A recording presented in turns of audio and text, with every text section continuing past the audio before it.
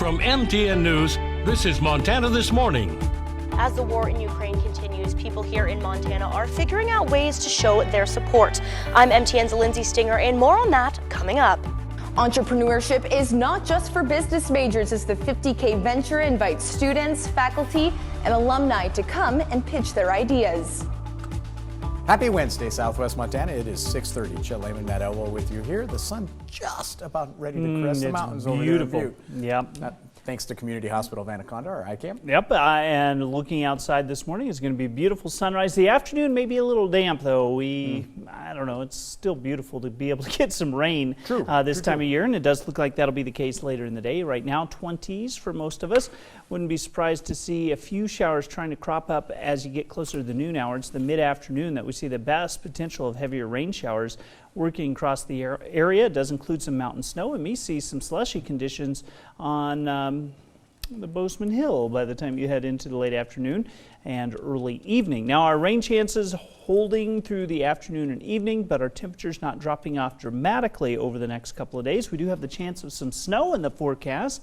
I'll break that down coming up in just a few minutes. All right, thank you, Matt. 6:31, we start this half hour with some Treasure State headlines. Sydney police now made an arrest in a homicide that happened back in January. 51-year-old Lindsay Colette Brewer arrested in Miles City in connection with the murder of Christopher Wetstein.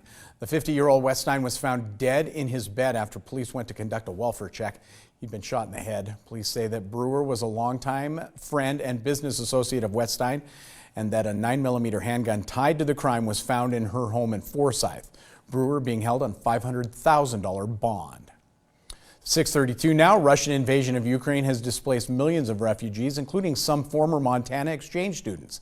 MTN's Lindsay Stinger has their story. In 2019, Herman Hornetsky spent 9 months here in Montana, all as a part of a foreign exchange student program from the Ukraine. Never once did he think the relationships made here would come to his aid in such a way. Here is his story. But every day is like similar. You're frightened, you feel scary. Herman, who is now continuing his education in law, was in Kyiv the day of the initial invasion. Scary because you see people just running around, taking their bags, taking small children, putting it all in the cars and just going. And you hear those sirens. And I spent like 2 days in the shelter. Forced to find shelter until it was safe to return home. Like many Ukrainians, Herman was thrown into a state of fear he never could have imagined. You never know what's gonna happen, and it just sits in your brains and never let you.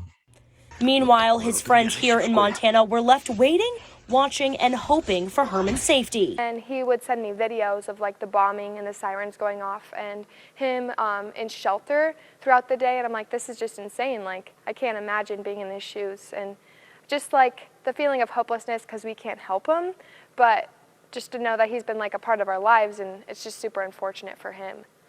Until the idea came to them. Together, the town of Sims raised almost $2,500 for their temporary resident. This year, I think, was the first year that we dedicated and sent that money out to somebody. A pandemic, a war, and 6,000 miles could never break the bond between Herman and Montana. God bless that they help, because it means a lot, and I'm really grateful for that. In Sims, Lindsay Stinger. I spend in America, I see that I've got friends, and probably that's the best treasure in the world. MTN News. 6:34 now. For the first time, an in-person competition bringing together business-minded Bobcats for a unique event with $50,000 in prize money. MTN's Jane McDonald talked with the 3 student teams preparing their pitch. Entrepreneurship is not just for business majors as the 50K Venture invites students, faculty, and alumni to come and pitch their ideas. Giant flying robots for first responders. Get them the support that they need before they reach the point of crisis. It's a platform so that they can build apps themselves, essentially. And these are just 3 of the 10 ideas that will be presented at the 50K Venture. One offers restaurants a do-it-yourself app model. So when you have that Starbucks app on your phone that you love and you go and you buy and you order a coffee, we want to give that to your local coffee shop.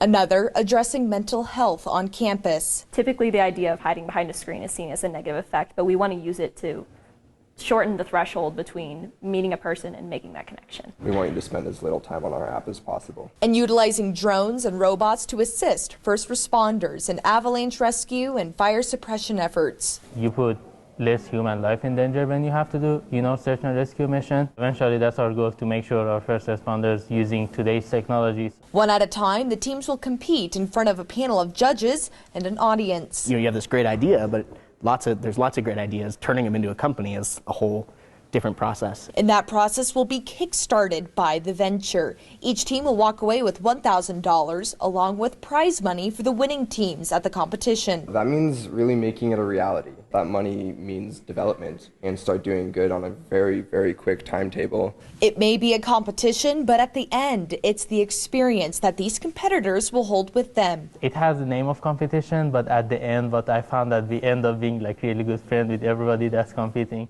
The competition is free and open to the public. The 50K venture will start tomorrow at 4 p.m. with the live pitches. At Montana State University, Jane McDonald, MTN News. All right, thank you very much, Jane. 6:36 now. We're closing in on nearly a year since the last extension to the federal eviction moratorium lapsed. The move put millions of struggling renters back at risk of losing their homes. But even now, there's still billions of dollars in federal emergency rental assistance that hasn't been used. Last month, Treasury Department reported about 65% of ERA funds had already been designated or spent. Just about $16 billion remain. But the Treasury says they expect that money to run out by the middle of this year. It's already urging states and cities to prepare. So where exactly do renters and evictions stand across the country? Newsy's Bianca Fascini did some digging. When the last eviction moratorium lapsed last July, renters were worried. Some faced eviction in just months. It just doesn't seem fair. I'm embarrassed at it. Hopeless. But the next great wave of evictions economists had predicted never came. At least it hasn't yet. According to the Treasury Department, evictions nationwide were and still are well below historic averages.